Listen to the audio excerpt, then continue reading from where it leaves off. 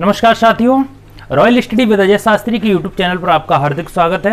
यदि आप सीटेट संबंधित परीक्षा की तैयारी करते हैं तो सीटेट में 5 विषय हिंदी, संस्कृत, गणित, बाल विकास और ईवीएस, इनकी पेडागोजी हम अपने चैनल पर पढ़ाते हैं। साथ ही साथ हिंदी संस्कृत का व्याकरण भी पढ़ाते हैं और ईवीएस का जो 5, 6, 7 तक की किताबों का जो निचोड़ है वो हम ईवीएस पढ़ाते हैं। ठीक है, यदि आप प्रतिबद्ध हैं सीटेट पास करने के लिए तो मेरे चैनल को ज्वाइन कीजिए। साथ ही साथ टेलीग्राम चैनल को भी ज्वाइन कीजिए, जहां पर हम आपको हस्तलिखित नोट्स उपलब्ध कराते हैं और सारे वीडियो हमारे वहां आपको मिलेंगे। तो एनसीएफ ने एक थीम्स दी है ईबीएस में, तो जिसमें उन्होंने 6 पॉइंट दिए हैं। तो नंबर 1 आपका परिवार है, भोजन है, जल है। उसके बाद आपका आवास, यात्रा और चीजें जो हम कर सकते हैं, सिर्फ यहीं तक दिया है।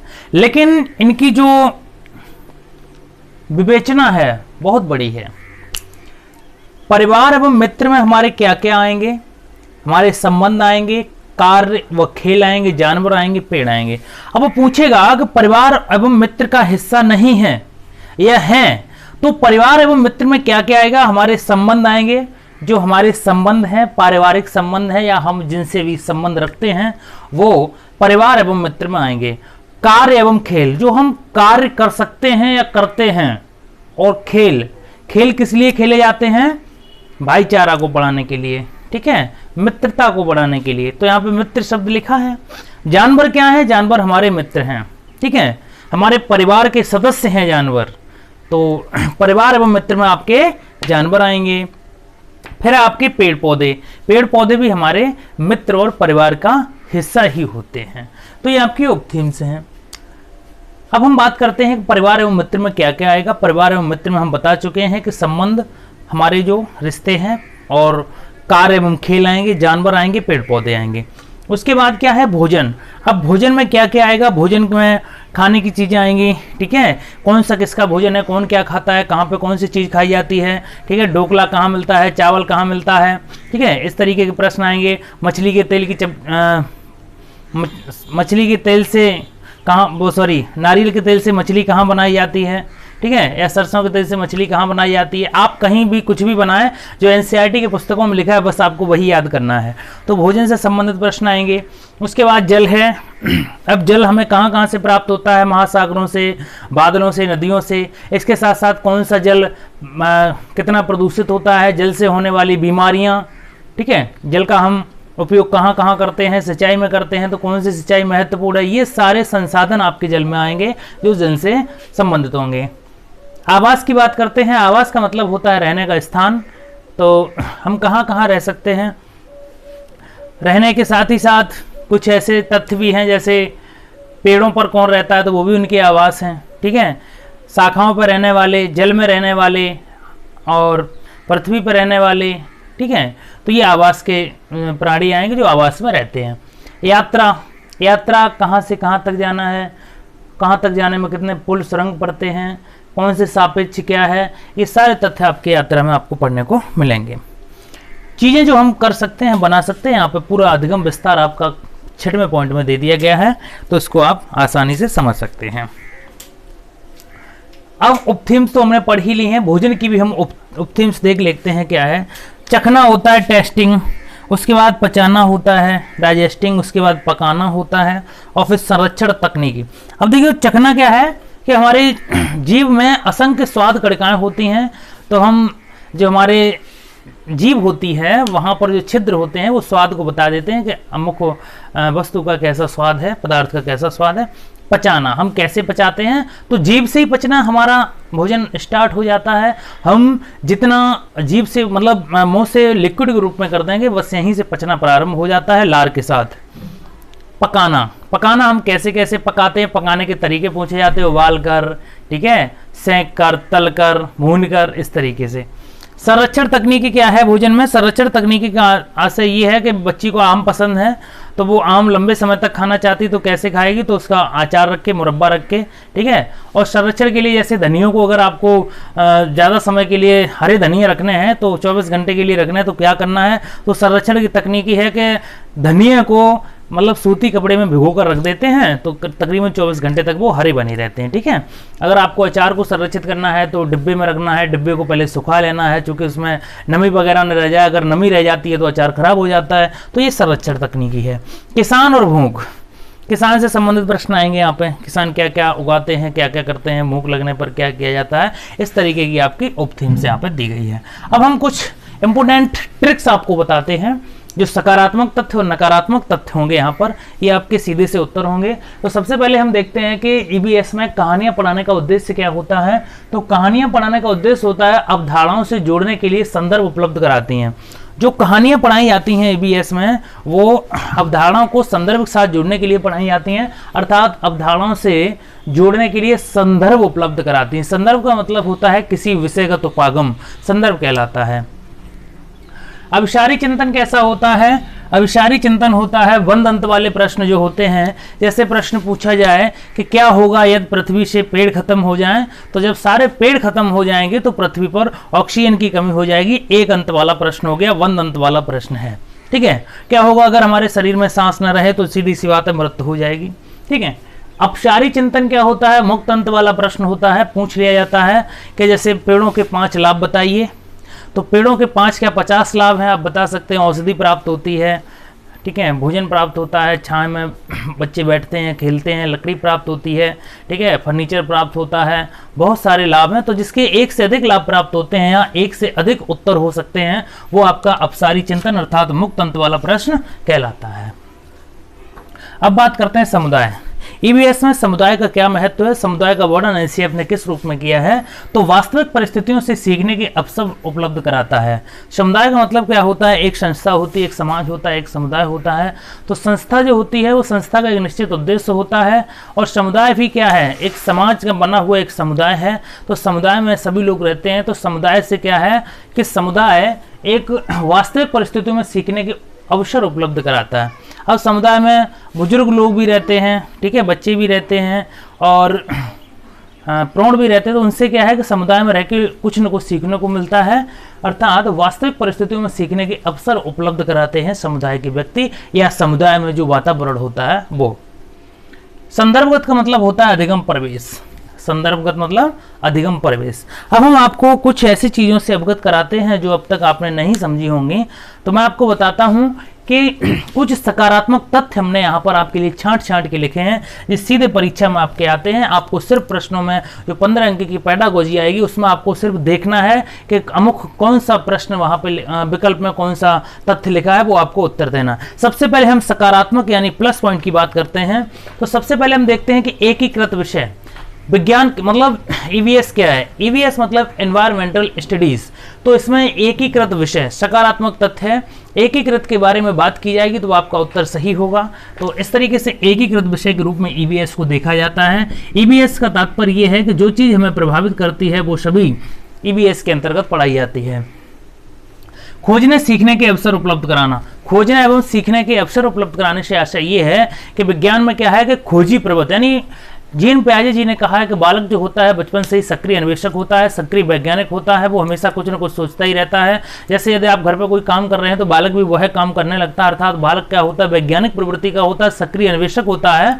तो खोजने एवं सीखने के अवसर अगर बालक को दिए जाएंगे तो वो बहुत अच्छा सीखेगा। अर्थात ईवीएस की पेडागोजी में अगर कहीं पर भी सीखने या खोजने से संबंधित कोई प्रश्न आता है तो उसमें आप विकल्प में देखकर इस तरीके के उत्तर को पसंद कर सकते हैं जो सही जाएगा।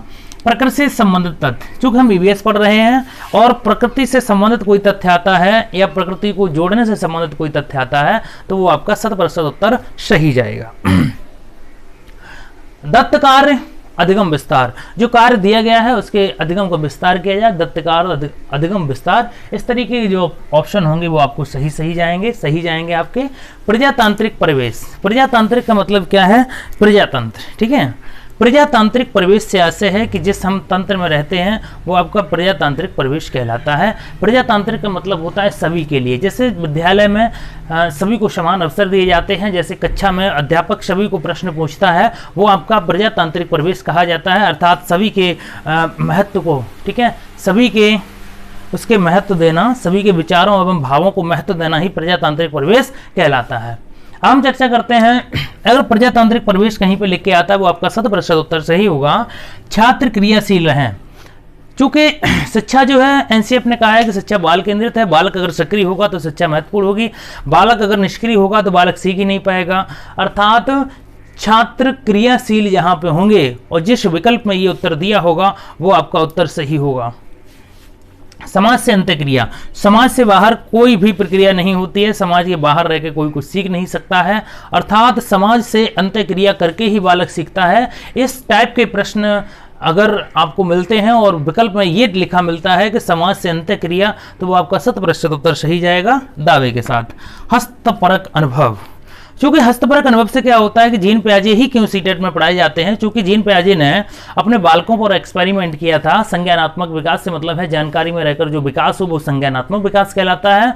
तो जीन पियाजे ने अपने बच्चों पर एक्सपेरिमेंट किया था, प्रयोग किया था, ठीक है। प्रयोग क्या मतलब जानकारी उन्होंने ली थी। तो यहाँ पर हम क्या है कि हस्तपरक अनुभव, यदि आपको किसी पेड़ के बारे में पढ़ाना है, पेड़ की संकल्पना के बारे में पढ़ाना है, तो आपको बताया जाए कि आप उसको वृक्ष को लगाइए, पेड़ को लगाने के बाद आप उसकी देखभाल कीजिए, क्या क्या होता है, पानी की कब आवश्यकता होती है, पेड़ को हरा भरा रहने दीजिए, ठीक है। तो इस तरीके के जो हस्तपरक अनुभव होंगे वो आपके अच्छे होंगे, क्योंकि आपको पता होगा कि पानी कब दिया जाता है, क्या होगा, तो बहुत बेहतर होगा हस्तपरक अनुभव करके सीखना। अर्थात ईवीएस में भी या एनसीएफ भी कहती है कि बालक का विकास है वो उसके अनुसार ही होना चाहिए, बाल केंद्रित होना चाहिए। तो परियोजना कार्य क्या है, बालक को परियोजना कार्य दिया जाना चाहिए। परियोजना से मतलब है योजना बनाकर कार्य कराना, परियोजना कार्य कहलाता है। दृश्य श्रव्य सामग्री का प्रयोग यहां पर करने की बात की गई है। तो दृश्य श्रव्य सामग्री का मतलब यह है कि देखने की और सुनने की सामग्री। जैसे मान के चलो आपको चीते के बारे में पढ़ाना है, हाथियों के बारे में पढ़ाना है, तो आप भाई बोर्ड पर थोड़ी नहीं बनाओगे, ठीक है। सब आर्टिस्ट तो होते नहीं है, तो आप जब हाथी का चित्र नहीं बना पाएंगे तो क्या करेंगे, हाथी का नाम लेंगे नहीं। आपको क्या है कि एक डॉक्यूमेंट्री फिल्म दिखानी है, वाइल्ड लाइफ के सारे जानवर दिखा देने आपको, ठीक है। तो दृश्य श्रव्य सामग्री का प्रयोग जहां पे किया जाएगा वो भी आपका 100% उत्तर सही होगा। अब बात करते हैं वास्तविक अनुभव प्रदान करना, ठीक है। तो वास्तविक अनुभव प्रदान करने से आशय है कि बच्चे को वास्तविक अनुभव कब मिलेगा। जैसे आपको ताजमहल की अवधारणा के बारे में पढ़ाना है तो आप ताजमहल को पढ़ाइए मत, आप सीधे पिकनिक पर ले जाइए और ताजमहल दिखा दीजिए, और ताजमहल दिखाने के बाद बताइए कि अमुक व्यक्ति ने ये बिल्डिंग बनाई थी, ठीक है। मोती मस्जिद भी है पास में, किसने बनाई थी, ठीक है। तो वास्तविक अनुभव प्रदान करना आपका सकारात्मक पॉइंट है, उत्तर सही होगा। पर्यावरण की सुरक्षा का भाव होना चाहिए, तो पर्यावरण की सुरक्षा का भाव जहां पे दर्शाया जाएगा वो आपका उत्तर सही होगा।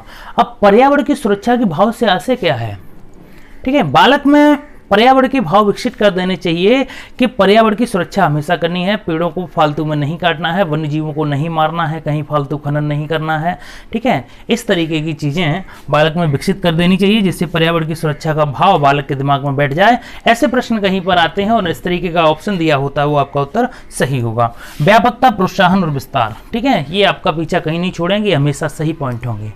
हम कुछ नकारात्मक तथ्यों पर भी चर्चा कर लेते हैं कि कौन से उत्तर नहीं होंगे, ठीक है। जैसे यहाँ पे दिया व्याख्यान, तो ईवीएस में हम आपको बता चुके हैं प्रत्यक्ष हस्तपरक अनुभव या परियोजना कार्य के माध्यम से ही आप सिखा सकते हैं। ऐसा नहीं है कि आप उसे ले जाएं और व्याख्यान दे के भाषण दे दें, ठीक है। हाथी पे भाषण दे दो, ठीक नहीं, ताजमहल पे भाषण नहीं। व्याख्यान विधि जो है प्राथमिक स्तर पर ईवीएस के कब्जा से बाहर है, ईवीएस में उसे नहीं सिखाना है, ठीक है। व्याख्यान विधि कहाँ चलती है, व्याख्यान विधि आपकी चलती है बड़े जो उच्च स्तर के विद्यालय होते हैं उनमें पढ़ाई जाती। प्राथमिक स्तर पर क्या है, हस्तपरक अनुभव करके सीखना, परियोजना कार्य, ठीक है, और व्यवहारिक जीवन से जोड़ना। तो व्याख्यान विधि आपका नकारात्मक तथ्य होगा, जिस ऑप्शन में दिया होगा वो कभी उत्तर नहीं होगा। वैज्ञानिक शब्दावली, अब प्राथमिक स्तर पर बच्चों को वैज्ञानिक शब्दावली पढ़ाने का क्या मतलब है, कुछ मतलब नहीं है। उन्हें क्या है, ईबीएस में पढ़ाने का मतलब ये है कि बच्चों को जो पढ़ाया जा रहा है उनके जो परिवेश से जुड़ा हुआ है बस वही पढ़ाया जाए, उतना ही सीख पाएंगे, ठीक है, अच्छा सीख लेंगे। दंड देना और डांटना, 1986 कहती है 1986 सीसी अर्थात 2009 जो राइट टू एजुकेशन है, शिक्षा का अधिकार, उसके अनुसार आप बच्चे को मार नहीं सकते हैं, डांट नहीं सकते हैं, ठीक है। तो डांटना और दंड देना ये विधि के विरुद्ध है, इसलिए प्रश्न यहाँ पर गलत हो जाएगा आपका। इस तरीके का डांटना है, मारना है, आप कक्षा से बाहर नहीं कर सकते हैं, बच्चे पर चिल्ला नहीं सकते हैं, इस तरीके के तथ्य यहाँ पे आएंगे वो आपके नकारात्मक तथ्य होंगे। ग्रेडिंग और रेटिंग, आपको ग्रेडिंग में नहीं बांटना है कि योगेश जी पहले नंबर पर हैं या अमुक व्यक्ति दूसरे नंबर पर हैं, ऐसा नहीं करना है, न रेटिंग देनी है, ये गलत होंगे। भेदभाव तो करना ही नहीं है, ठीक है।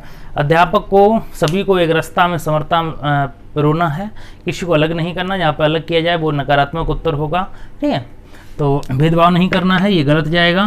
पर्यावरण को क्षति, पर्यावरण को अभी हम यहाँ पे सकारात्मक में क्या पर्यावरण की सुरक्षा का भाव बच्चों पैदा कर रहे थे, यहाँ पे क्षति कर रहे हैं, नुकसान दिला रहे हैं, हैरास कर रहे हैं, तो क्या है नकारात्मक है, गलत जाएगा। उच्च कक्षाओं की तैयारी, बच्चों को इतना नहीं पढ़ाना है कि तुम हाई स्कूल पास कर लो या इंटर पास कर लो, इसकी तैयारी नहीं कराना है। बच्चे को वास्तविक जीवन से जुड़ना है, उसके सर्वांगीण विकास को करना है। और बुनियादी शिक्षा का विचार महात्मा गांधी ने दिया था, कहा था जब तक बच्चे का सर्वांगीण विकास नहीं हो जाता तब तक उसका कुछ नहीं हो जाता, ठीक है। व्यवसाय बनाने के लिए भी नहीं पढ़ाना है कि भाई आप इतना पढ़ लो, ये धंधा करने लगो, इससे कोई मतलब नहीं है। बालक अपने मतलब कर्म खुद तैयार करता है, आपको उसको कोशिश करनी है कि सर्वांगीण विकास करना है, उसकी गलतियों को सुधारना है, लेकिन व्यवसाय के लिए आपको नहीं पढ़ाना है। सीमितता, चूंकि हम यहाँ पर व्यापकता की बात कर चुके हैं, व्यापकता अगर प्लस पॉइंट है तो इसका अपोजिट सीमितता होगा जो नकारात्मक होगा। केवल मात्र ही, कोई चीज़ केवल नहीं होती है दुनिया में, और कोई चीज़ मात्र नहीं होती है, कोई ही नहीं होती। जैसे केवल आप ही आप, या हम ही हम, ठीक है। मैं केवल मात्र अध्यापक हूँ, या मैं केवल अकेला यूट्यूबर हूँ, अकेला मात्र मैं ही पढ़ाता हूँ, ऐसे शब्द क्या है नकारात्मक जाएंगे। तो ये कैसे हैं नकारात्मक तथ्य हैं। रटना, याद करना, कंठस्थ करना, ये सदैव नेगेटिव पॉइंट में जाएंगे, ठीक है। आपको रटाना नहीं है, याद नहीं कराना है, कंठस्थ नहीं कराना है, ठीक है। आपको क्या करना है, समझाना है, हस्तपरक अनुभव के साथ ईवीएस में पढ़ाना है। और आप जो सा पोर्शन कर रहे हैं, चाहे संस्कृत का, हिंदी का, ईवीएस का, विज्ञान का, मतलब कोई सा भी अगर आप पोर्शन हल कर रहे हैं तो आपको ध्यान रखना है कि हम ये पोर्शन हल कर रहे हैं, ठीक है। तो उससे क्या होता है कि अब जैसे यहाँ पे रटना, याद करना, कंठस्थ करना, केवल मात्र, सीमितता, व्यवसाय, ये नकारात्मक पॉइंट अपने आप दिमाग में आपके आ जाएंगे। उम्मीद आपको वीडियो पसंद आया होगा। इस तरीके के और बेहतरीन वीडियो देखने के लिए आप हमारे यूट्यूब पर बने रहिए, और हमारा टेलीग्राम चैनल है उसे सब्सक्राइब कीजिए, ज्वाइन कीजिए, ठीक है। चैनल सब्सक्राइब करने के बाद आप डिस्क्रिप्शन में जाएंगे, वहाँ पर आपको एक लिंक मिलेगा जिससे आप सीधे टेलीग्राम पे पहुँचेंगे। वीडियो देखने के लिए बहुत बहुत धन्यवाद। शुभ दिन।